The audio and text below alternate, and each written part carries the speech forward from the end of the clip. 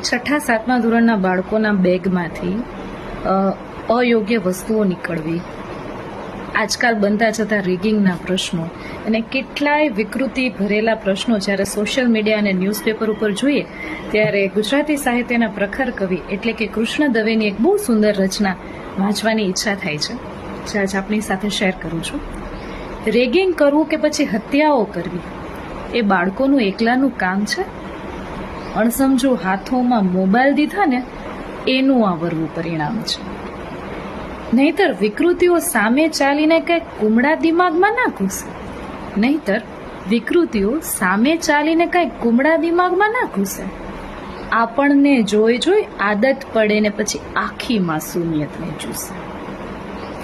લાકડાનું ઘર છે ને ઉધઈ લાગી છે, તોય તમે કહો છો આરામ છે? અણસમજુ હાથોમાં મોબાઈલ દીધા ને એનું આ વરવું પરિણામ છે.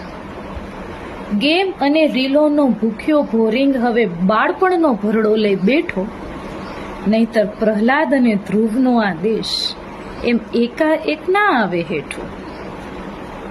ક્યાં ગઈ એ સંસ્કૃતિ, ક્યાં છે એ સંસ્કાર? તમે ઊંઘી શકો છો?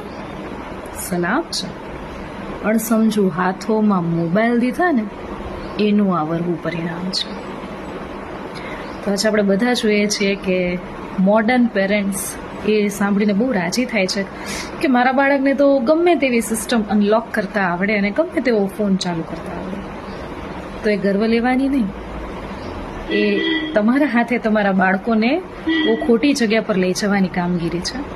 તો જો તમે પણ આ વસ્તુ સાથે સહમત હો અને આ રીલ તમારા ફીડમાં આવે તો ચોક્કસ એ મોડર્ન પેરેન્ટ્સને આ મોકલો કે જે બહુ નાની ઉંમરથી પોતાના બાળકોને પોતાનો પર્સનલ ફોન આપી દે છે અને એ વસ્તુનો અનહદ ગૌરવ અનુભવે છે.